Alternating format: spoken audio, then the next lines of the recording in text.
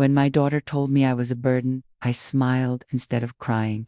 And even now, I don't fully understand how my face managed to do that while my heart felt like it had slipped out of place.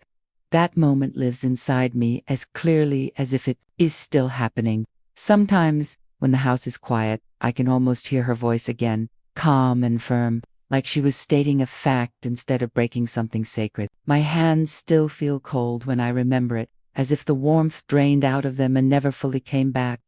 We were sitting in the living room of the house I paid for with 40 years of work.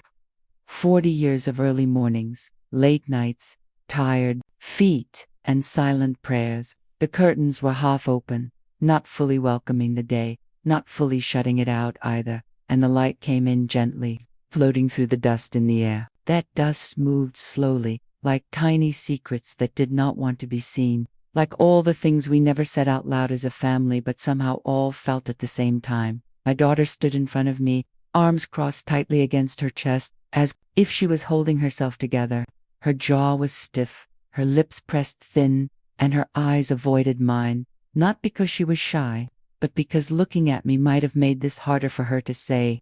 Her voice was sharp but steady, the kind of voice people use when they've rehearsed the words in their head many times, when they've already decided how the conversation will end. She told me I was taking up space, and the way she said it made me feel smaller than I had ever felt in my life. She said I was slowing everyone down, that things would be easier if I wasn't always there, and then she said I should be grateful. They were letting me stay at all, as if this home was something they had given me, instead of something I had built with my own hands and my own sacrifices. I nodded while she spoke, not because I agreed, but because I did not know what else to do. I smiled, that polite, careful smile I learned over the years. The one you use when you don't want to cause trouble, when you don't want to be seen as difficult or emotional or dramatic. I told her I understood, even though my chest felt tight and my throat burned, even though every word felt like it was pressing down on me. I did not argue. I did not raise my voice. I did not remind her of the nights I stayed awake with her when she was sick, or the mornings I skipped meals so she could have seconds, or the years I put my own dreams aside so my children could chase theirs. I just sat there and listened, because somewhere deep inside me, I was tired of defending my right to exist. Inside, something cracked, but it did not break loudly. There was no dramatic collapse, no tears spilling down my face, no scream rising from my chest. It was the quiet kind of breaking. Right. The kind that happens when you finally realize you are no longer seen as a mother, no longer seen as the center, that once held everything together, but as a problem that needs to be managed. It felt like a thin line had been crossed, one I could never uncross, and suddenly I was standing on the other side of my own life, looking in through a window that used to be wide open. My 3 children were in the house that day, and even though they were not in the same room, I could hear them clearly. Their voices carried through the walls, louder than they needed to be, filled with frustration and sharp edge. They were arguing over money again, over my jewelry, my pension, my house, over things that still belonged to me while I was still alive and breathing and sitting just a few steps away. They spoke as if I was already gone, as if my life had already been packed up and sorted and divided. They spoke like people discussing an inheritance, not like children talking about their mother. It felt strange to sit there, listening to my own life being discussed like an object, like a box waiting to be opened, not like a person who could still hear every word and feel every sting. I stayed silent, not because I had nothing to say, but because I knew something they did not. That knowledge sat quietly inside me, heavy but steady, like a secret I had been carrying for a long time. After my husband died, after the house grew too quiet and the nights felt too long, I had made a decision. I had rewritten my will. I did it quietly, without announcements, without asking for opinions or permission. I did it because grief has a way of making things clear, of showing you who stands beside you without asking for anything in return, and who only shows up when there is something to gain.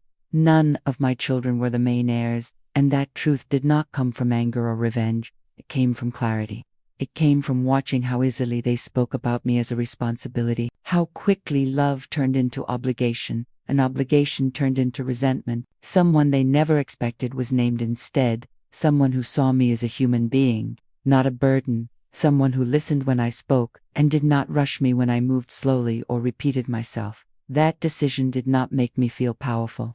It made me feel sad, but also strangely calm, as if I had finally done one small thing to protect the part of me that still deserved respect. As my daughter stood there calling me a burden, I looked at her face and tried to remember the little girl she used to be, the one who ran to me with scraped knees and broken hearts, the one who believed I could fix anything just by holding her.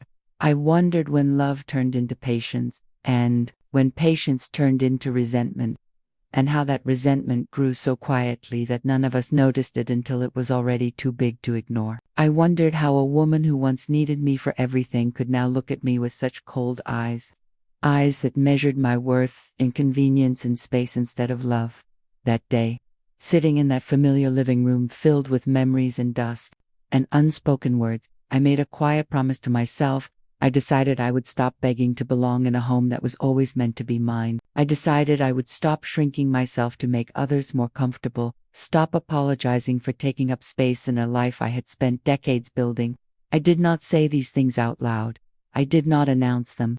I simply held on to them, gently and firmly, the way you hold on to something precious that you are not ready to share yet. And as I sat there, smiling instead of crying, I understood that this was not the end of my story, but the beginning of a truth I could no longer ignore. I was not born into comfort. I was born into work, into early mornings and tired hands, into a life where nothing was handed to you and everything had to be earned slowly. My parents taught me that rest was something you took only after the job was done, and even then, you rested with one eye open, ready for the next responsibility. Love in our home was real, but it was shown through sacrifice, not words. You knew you were cared for because there was food on the table, clothes on your back, and someone worrying about you even when you slept. That was the world I grew up in, and that was the only kind of life I knew how to build. I married young, not because I had everything figured out, but because love felt like enough back then. My husband and I started with almost nothing, just hope and the stubborn belief that if we worked hard, things would somehow turn out right. We built our life slowly, brick by brick, mistake by mistake, learning as we went.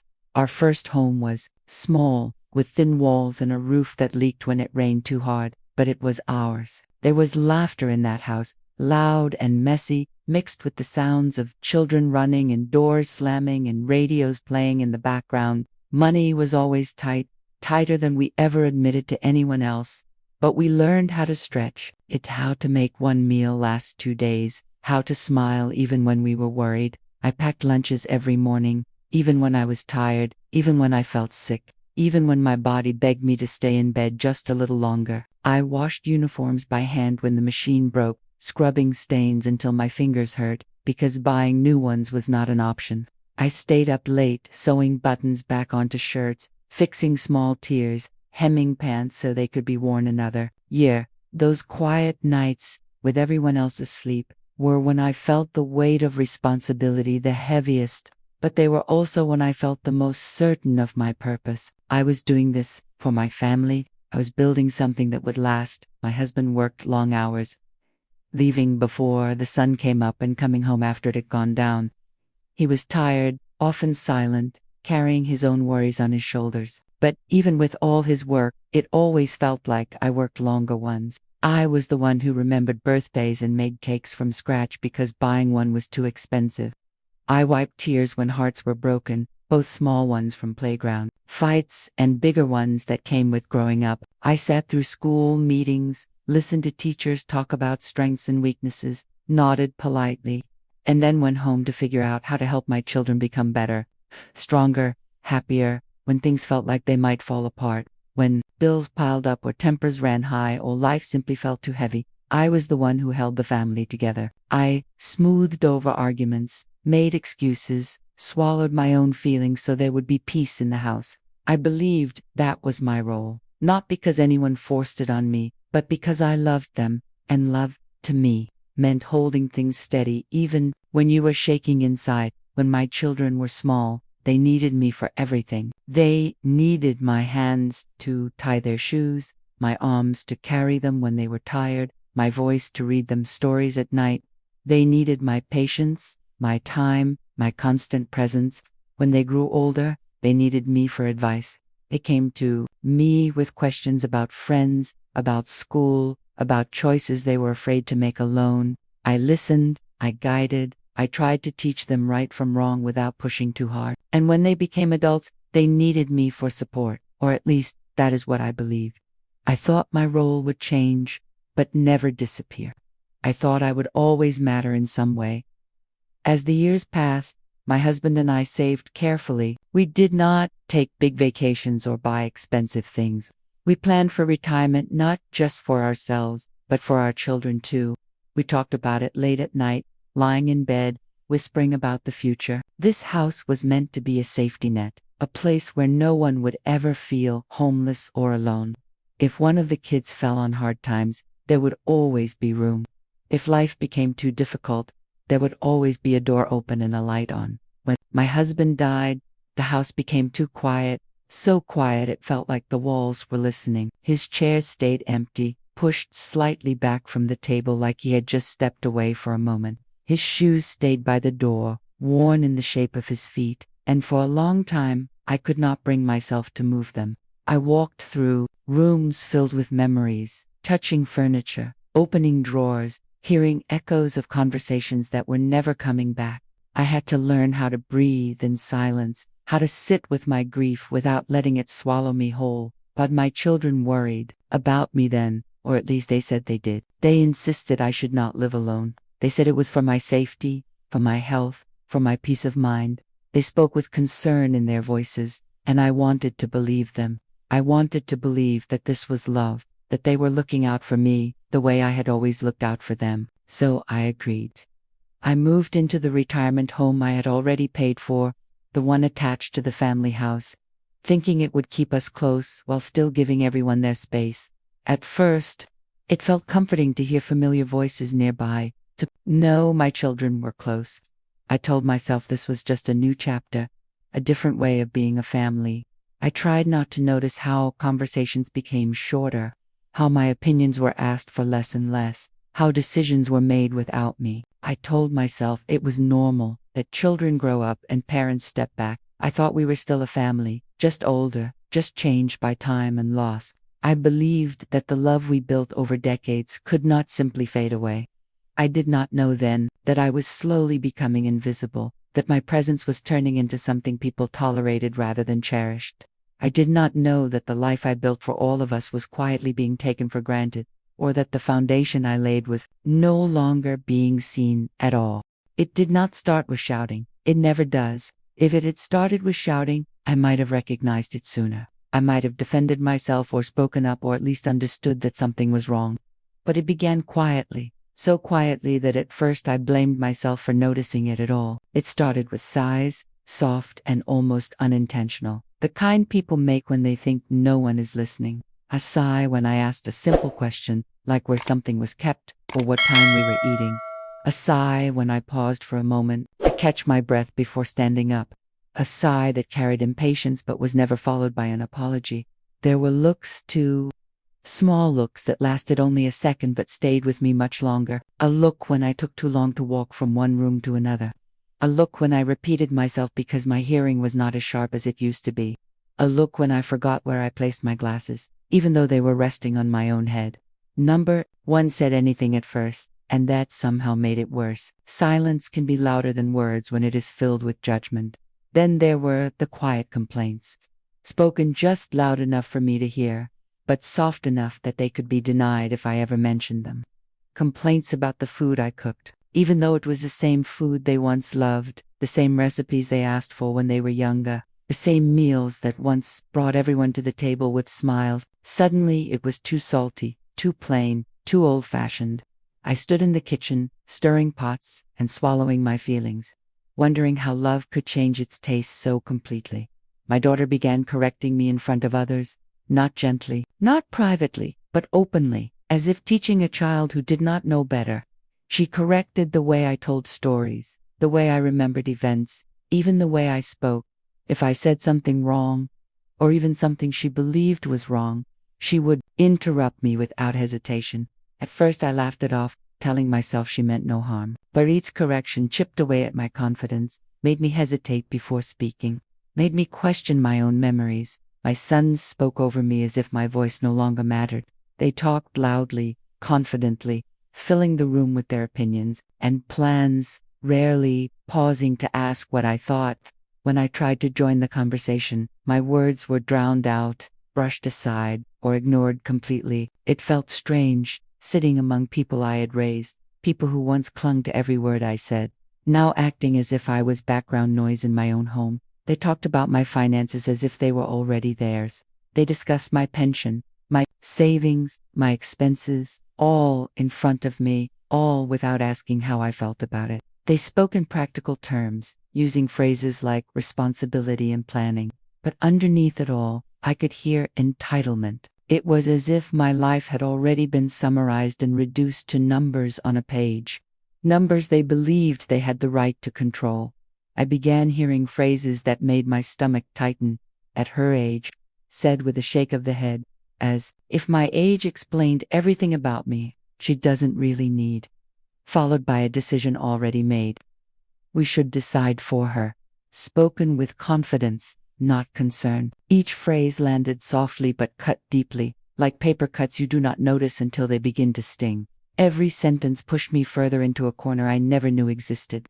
A corner where my opinions felt unwanted and my presence felt tolerated, rather than welcomed. I started to second-guess myself before speaking, weighing whether what I wanted to say was worth the sighs, the looks, the interruptions. Most of the time, I decided it was not. I tried to help, thinking that usefulness might protect me from being seen as a burden. I cleaned quietly, wiping counters that were already cleaned, folding laundry that was not mine, doing small tasks no one asked me to do, hoping they would notice my effort.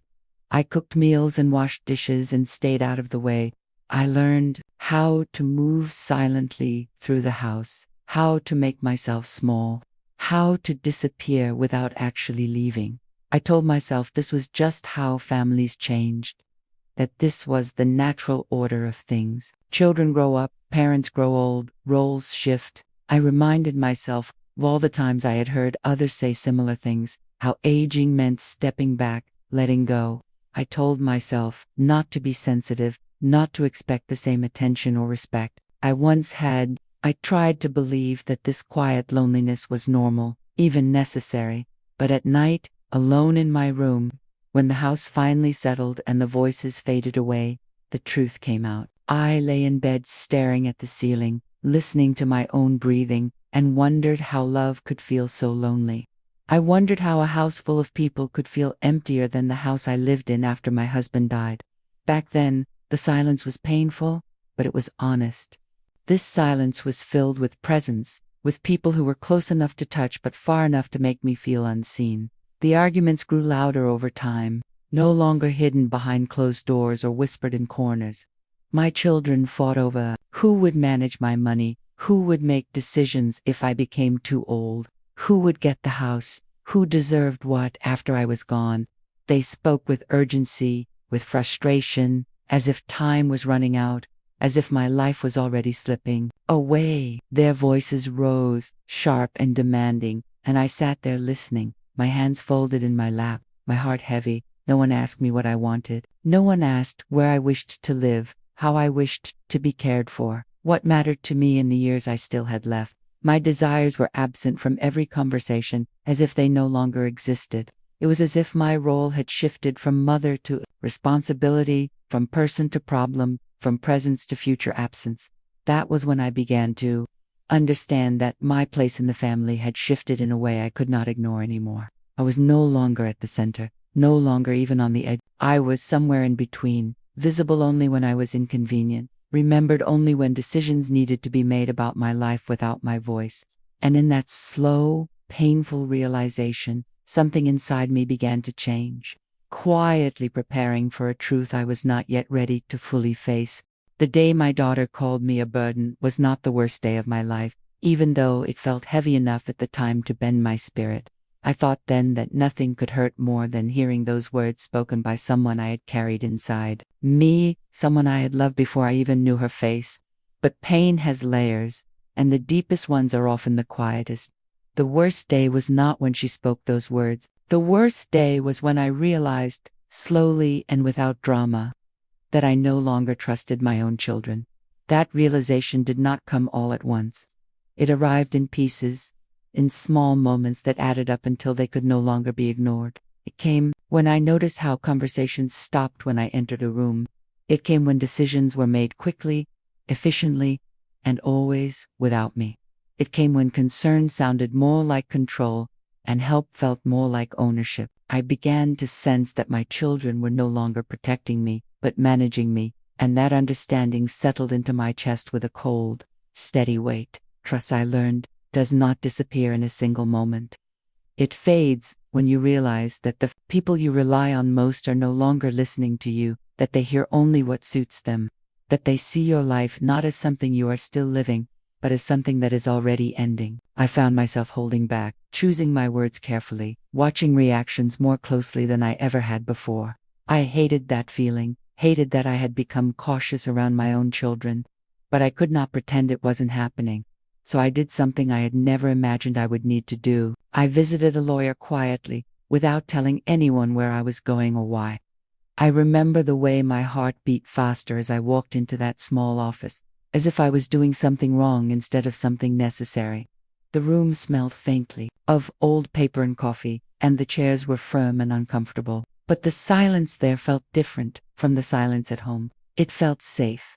I sat across from the lawyer and spoke slowly, carefully, choosing each word as if it mattered. Because it did. I talked about my life, about the years of work and sacrifice, about my husband and the promises we made to each other. I spoke about my fears, about growing older in a house full of people who no longer seemed to see me. I spoke about my wishes, not just about money or property, but about dignity, respect, and peace. Rewriting my will was not an act of anger. It was an act of clarity. It was me finally acknowledging what my heart already knew, that love without respect is not enough, and that kindness should never come with conditions.